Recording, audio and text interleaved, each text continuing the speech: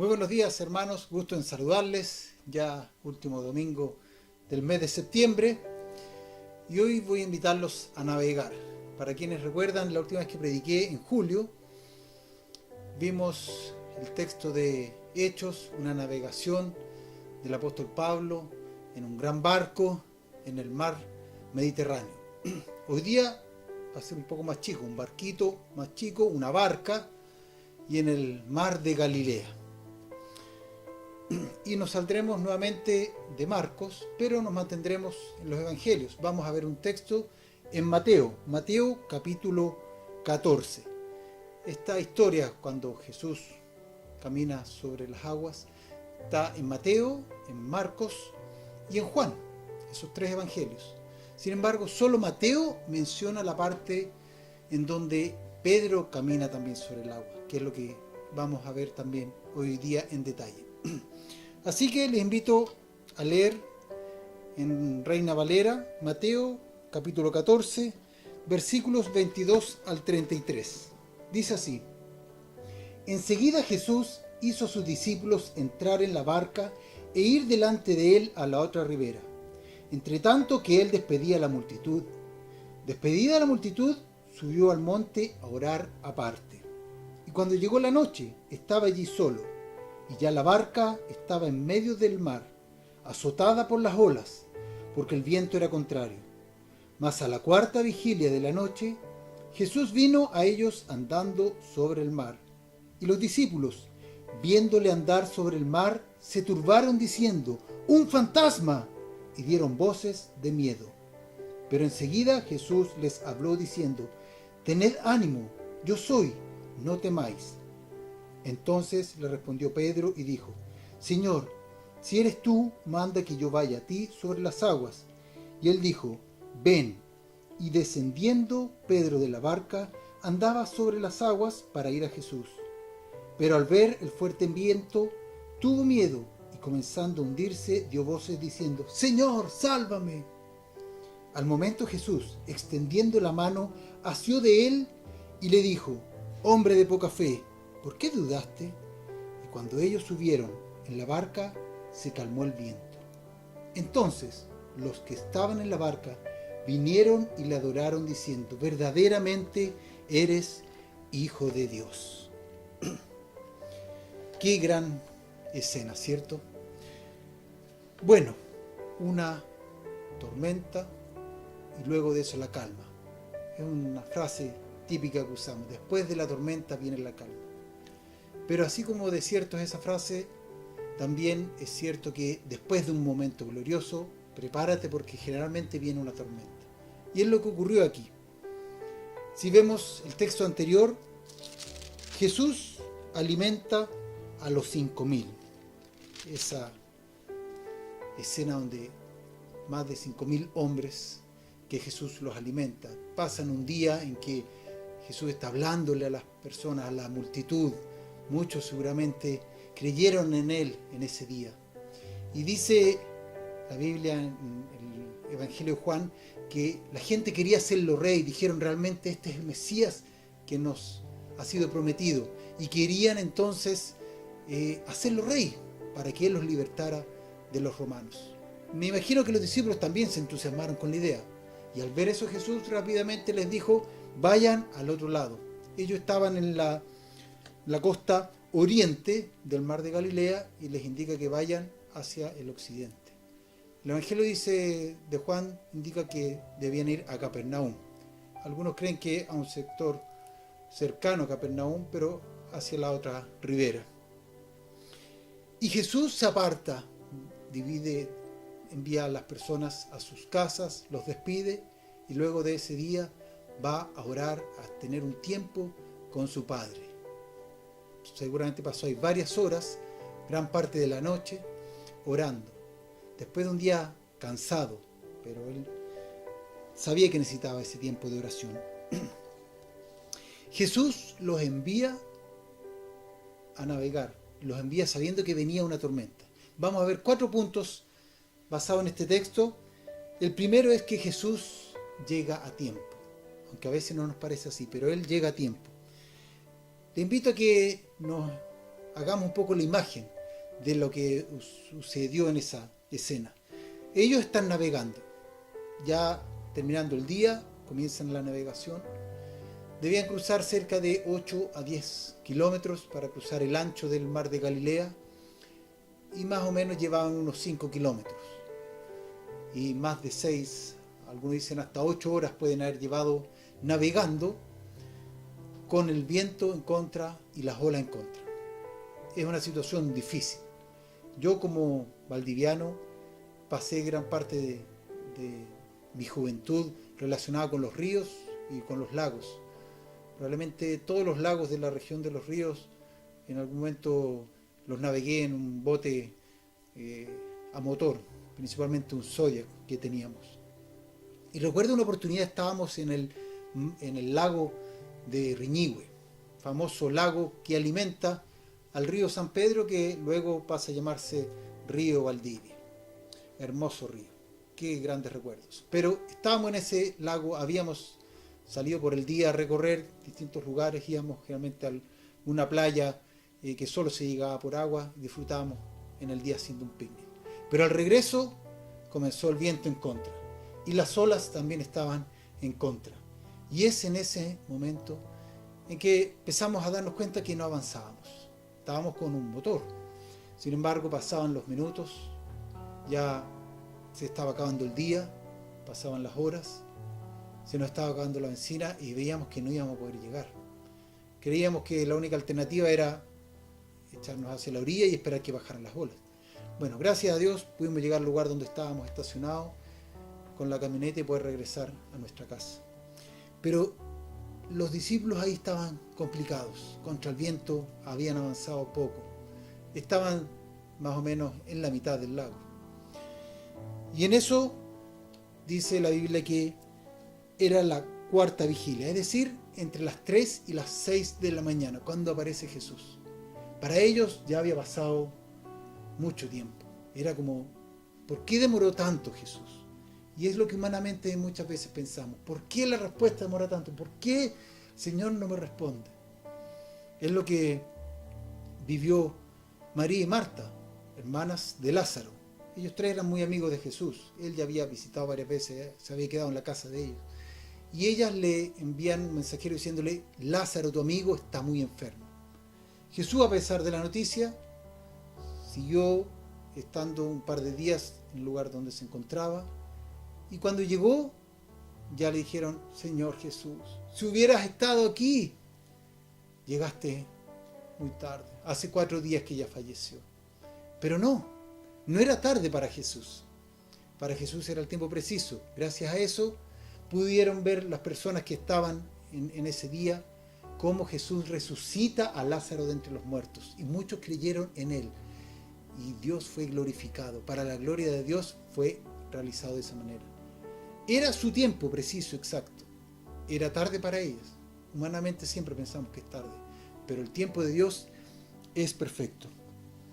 Así que, rápidamente, cuando ellos lo ven, primero se turbaron. Ver a alguien caminando sobre las aguas es algo que no sé si alguien ha visto. Yo solamente una vez lo vi en Caburga. Bueno, más bien fue justamente escenificando este texto en que alguien, aprovechando la altura del agua, había una roca que estaba hundida solo 10-15 centímetros y no se veía. Entonces él se puso como Jesús y parecía que estaba caminando sobre el agua. Pero eran efectos de cámara y aprovechando esa roca. Pero ellos están en medio del mar de Galilea y Jesús venía caminando. Se turbaron, tuvieron miedo. Pero apenas Jesús se identifica y le dice, no teman, soy yo. Eso les tranquilizó inmediatamente. Se tranquilizaron ellos. Las condiciones del viento y del mar no se habían calmado aún, seguían igual. Las condiciones externas muchas veces no van a cambiar, pero es el Señor el que trae la paz a nuestro corazón, independiente de la situación como esté, independiente de lo estresante o lo que nos pueda amargar ver las noticias hoy en día, la pandemia, que esto, que desastres, que en todo el mundo distintos desastres naturales, guerras, conflictos. Es un caos este mundo, y es la verdad. Pero independiente de cómo esté la condición a nuestro exterior, que veamos olas y viento en contra, cuando Jesús viene a nosotros y nos dice yo soy, no temáis, trae paz en nuestro corazón. Y es lo que hace Él con sus discípulos. Primero, calma la tempestad de nuestro interior. Vamos al segundo punto que quiero que veamos. Baja de la barca. Qué importante es bajar de la barca, aprender eso. El milagro del día anterior de alimentar a los 5.000 fue algo que presenció muchas personas, algo abierto, público. Sin embargo, después, al entrar en la barca, ya es un evento privado, que solo los más cercanos pudieron presenciar. Y el hecho de Pedro bajarse la barca es algo que solo él, entre los discípulos, pudo experimentar. Así que por eso la invitación es a bajarnos de la barca. Hay muchas experiencias que vamos a vivir como iglesia. El asistir a un día domingo. Vamos a vivir experiencias y momentos con el Señor muy lindos. También si vamos a un campamento en Caburga, son tiempos maravillosos. Pero eso es en algunas instancias. Hay otras instancias que son personales, en la barca, hay en privado con el Señor, que mucha gente se lo pierde porque se queda con la iglesia, el día domingo. Pero hay muchas experiencias que vamos a vivir en el día a día personal con el Señor. Él quiere llevarnos a su barca, vivir ese momento personal y más aún a que nos bajemos de esa barca. El versículo 28 dice que Pedro le respondió al Señor y dijo: Señor, si eres tú, manda que yo vaya a ti sobre las aguas. No es una forma como para confirmar si es que era o no Jesús. Así lo podemos leer. Pero la verdad que el original se refiere a que, puesto que eres tú, ya habían escuchado su voz, sabían que era Jesús, ya se habían tranquilizado. Entonces él dijo: puesto que eres tú, Señor, deja que vaya a ti. Quiero ir a ti, quiero caminar sobre las aguas como lo haces tú. Y el Señor lo invita a hacerlo. Vemos aquí a Pedro en toda su plenitud. Esa persona atrevida, que se lanza a las aguas, que falla también. Y nos sentimos, gracias doy yo que hay un Pedro en la Biblia con el cual muchas veces nos sentimos identificados. Pero qué importante ese paso. Es fácil criticar a Pedro porque se hundió, se empezó a hundir, no tuvo fe. Pero es muy fácil criticarlo estando lejos o estando haberse quedado en la barca. No, él se atrevió a tomar ese paso. Y creo que una iglesia no puede avanzar, no va a crecer si es que no se baja de la barca. ¿Qué significa bajarnos de la barca? Significa salir de nuestra zona de confort. ¿Estás cómodo donde estás? ¿Estás tranquilo? Quizás Dios quiere sacarte de esa tranquilidad, de esa comodidad espiritual y quiere que bajemos de la barca. Yo quiero agradecer públicamente, por ejemplo, lo que vemos con nuestra familia pastoral. Ellos vivían en Colombia hace más de 5 años, era su barca, podríamos decir. Sin embargo, el Señor les dice que bajen de la barca y vayan a Chile. Salieron de su zona de confort, de su zona de comodidad, algo totalmente desconocido. Bajaron de la barca y comenzaron a caminar por las aguas, yendo hacia Jesús.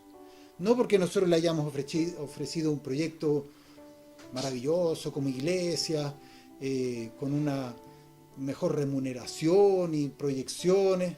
No. Simplemente ellos dieron el paso de fe y se bajaron de la barca. Y no hay otra forma que podamos crecer en el Señor, personalmente y como iglesia, si no nos bajamos de esa barca. ¿Qué cosas hacen que no te quieras bajar de esa barca? A veces es estar cómodo calentando el asiento en la iglesia. Quizás hay cosas que el Señor te está llamando a realizar en algunos de los ministerios. Tenemos varios ministerios en la iglesia en que podemos participar. Quizás el Señor te está llamando a hacer algo y no quedarte ahí en la barca. Baja de la barca. Tercer punto, no quites la mirada de Jesús. Es importante esto de las miradas. Para los niños que a veces se portan mal en el supermercado, les ha pasado más de alguna oportunidad que estando con el papá, la mamá, se portan mal, quieren algo, alguna rabieta, y los papás lo quedan solamente mirando para no darles un tantán ahí en el supermercado. Entonces una mirada, pórtate bien, y se entiende todo. O también a veces como maridos, nos ha tocado una situación en una comida que en vez de darnos una patadita debajo de la mesa, nuestra esposa nos queda mirando y como que entendimos todo, nos quedó claro, ¿cierto? Una mirada dice y habla más que muchas palabras a veces. Bueno, Pedro también tuvo ciertas escenas de que estuvo afectado por unas miradas especiales con Jesús. Por un lado, más adelante vemos a Jesús en ese tiempo con la traición que él realiza. Había Jesús anunciado una traición y lo negó 3 veces. Después de negarlo 3 veces, canta ese gallo y Jesús, dice la Biblia, que lo mira. No creo que haya sido una mirada como diciéndole, ¿ves, Pedro?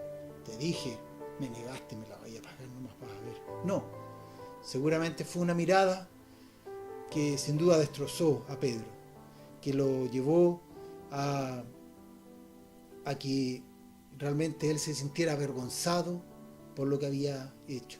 Pero tiene que haber sido una mirada compasiva que le mostró misericordia, a pesar de que él había fallado como su discípulo. Y aquí vemos otra mirada con Jesús. Él comienza a caminar sobre las aguas, mirando a Jesús fijamente. En el Antiguo Testamento vemos también al pueblo de Israel, en que en una ocasión, yendo por el desierto, por un castigo que les envía Dios, empiezan a llegar unas serpientes que los mordían y morían por su pecado. Entonces ellos piden a Moisés, por favor, dile a Dios que tenga misericordia y que realmente nos pueda enviar una salvación. Entonces dice Números 21:9, y Moisés hizo una serpiente de bronce y la puso sobre un asta, y cuando alguna serpiente mordía a alguno, miraba a la serpiente de bronce y vivía. Esto es un prototipo de lo que iba a ser Cristo más adelante en la cruz, como dice Juan capítulo 3, versículos 14 y 15. El ejemplo de Jesús, cuando podemos mirar a su cruz y en él podemos tener salvación. Así también los israelitas, mirando esa serpiente de bronce, podían ser sanados de las mordeduras. Bueno, ¿qué cosas hacen desviar tu mirada de Cristo? Hay muchas miradas que son erróneas. Por ejemplo, la esposa de Lot, mirando hacia atrás, cuando tuvieron que arrancar de Sodoma y Gomorra, ella, apegada con lo material, mira hacia atrás. ¿Y qué pasó? Se convierte en una estatua de sal. O a Sansón, que puso sus ojos en una mujer filistea, no de su pueblo, que tenía otras creencias, otros dioses, y cuánta equivocación le trajo y consecuencias negativas a él y al pueblo de Israel. David también puso su mirada en el balcón del vecino, el balcón equivocado, deseando a Betsabé. También vemos iglesias que una mirada equivocada se enfocan en métodos, en tener actividades y pierden de centro en su predicación tener a Cristo y la palabra de Dios en sus predicaciones. O vemos a veces nuestra propia mirada equivocada, no enfocados en Cristo, sino en otras cosas anexas. Quizás cuánta gente va a una u otra iglesia porque ¿cuál me entrega más? No, es que esta me entrega esto, esta me gusta, ¿qué me entrega a mí? Y el foco debería ser lo contrario. ¿Qué puedo yo entregar a la iglesia? ¿Qué quiere Dios que haga aquí en este lugar? ¿Qué cosas hacen desviar tu mirada? Piensa un poco, tú, ¿qué es lo que crees que hace que pierdas tu mirada y fijarte en Jesús? Colosenses 3, 1 y 2 dice, si pues habéis resucitado con Cristo, buscad las cosas de arriba, donde está Cristo, sentado a la diestra de Dios. Poned la mira en las cosas de arriba, no en la tierra. ¿Cierto? Qué importante es eso. Hay una ilustración que habla sobre un rey muy rico y poderoso. Sin embargo, a pesar de su riqueza, él siempre estaba preocupado de su parte espiritual, de buscar a Dios. Por eso que un súbdito un día le pregunta, mi rey, puedo hacerle una pregunta, ¿cómo haces para poder buscar a Dios siendo que eres un rey tan rico y poderoso? El rey le dijo, mira, te voy a encargar a hacer algo y después de eso te daré la respuesta. Por eso que le dijo, te voy a dar esta vela encendida. Tú podrás recorrer todo mi palacio, podrás ver los tesoros que hay, los cuartos secretos que tengo. Pero tienes que llegar acá con la vela encendida. Si la vela se te apaga, entonces irás a la cárcel. Ok, dijo. Y así lo hizo. Dio el recorrido completo por el palacio y llegó con la vela encendida. Muy bien, le dijo el rey. ¿Qué encontraste? ¿Cuántos tesoros vistes? ¿Viste realmente mi riqueza en esos cuartos escondidos, secretos? El siervo le dice, la verdad, no vi nada. Estaba tan enfocado en ver que la luz de la vela no se me apagara que no vi nada alrededor. Bueno, le dijo el rey, eso es lo mismo que nos pasa a nosotros. Cuando estamos enfocados en mantener viva esa llama de Cristo en nuestros corazones, entonces las cosas materiales, las cosas que están alrededor, no las vamos a ver, no nos van a interesar, porque vamos a estar enfocados mirando a Cristo, que es lo que Él quiere. Cuando fijamos nuestra mirada en algo, no es ver de reojo. Cuando fijamos nuestra mirada en Jesús, no vemos nada alrededor, estamos fijos en Él. Las cosas de alrededor que nos puedan molestar, de una iglesia, de esto, que no me gusta cómo se la alabanza, no nos vamos a fijar, porque estamos fijados y centrados en Él. Y por último, el cuarto punto, la adoración que vemos reflejo de todo lo que sucedió en esta cena, en esta experiencia que vivieron los discípulos. Pedro, versículo 30, dice que comienza al ver el viento y las fuertes olas, comienza a hundirse. ¿Y qué hace? Grita, Señor, sálvame. Es lo que debemos hacer nosotros. Ante una situación difícil, lo primero que debemos hacer es, Señor, sálvame, rescátame, necesito tu ayuda. Hay dos cosas que aprendió aquí Pedro. Primero, su insuficiencia. Y segundo, la suficiencia de Cristo. Y es lo que muchas veces el Señor nos lleva a situaciones en que nos demos cuenta que realmente solos no podemos. No, yo como Andrés soy insuficiente. Señor, no puedo nada, no puedo dar un paso sin ti. Y por otro lado, con Cristo lo tenemos todos. Somos más que vencedores. Apenas Pedro pidió ayuda, Jesús le tiende la mano y lo levanta y se acercan a la barca. Vemos aquí 4 milagros que ocurren. Primero, Jesús caminando sobre las aguas. Segundo, Pedro caminando sobre las aguas. Tercero, cuando se suben a la barca, el viento y las olas se calmaron. Y hay un cuarto milagro que menciona Juan, que dice que apenas subieron a la barca, llegaron al instante a la otra orilla. Siendo que estaban en la mitad del mar, llegaron al instante. Bueno, después de toda esta secuencia de milagros y experiencias que vieron los discípulos, cuando Él sube, entonces lo adoran. Hay un culto de adoración en esa barca y le dicen, Señor, realmente tú eres el Hijo de Dios. Qué gran e importante confesión. Las vivencias que tengamos en la vida, las experiencias que tengamos junto a Él y Él en nosotros, bueno, nos van a llevar a eso, a adorarle. Una frase que dice, la fe es la base genuina de nuestra adoración y la adoración es el producto genuino de nuestra fe.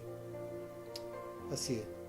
La fe es la base de nuestra adoración y nuestra adoración debe ser producto de nuestra fe en Él. Así que les invito a que podamos vivir estos 4 puntos. Entender que Jesús siempre llega a tiempo. Podemos pensar de que demora más de la cuenta, pero Él llega a su tiempo perfecto. Segundo, baja de la barca. Sale de esa zona de confort, de esa zona de tranquilidad y comodidad. Tercero, no quitemos nunca nuestra mirada de Jesús. Siempre mirar hacia Él y buscar las cosas de arriba, no las de la tierra. Y cuarto, eso nos debe llevar siempre a adorarle, a reconocerle que Él es el Hijo de Dios y que somos insuficientes ante Él, pero con Él podemos tenerlo todo. Y por último dejo 2 versículos de Hebreos.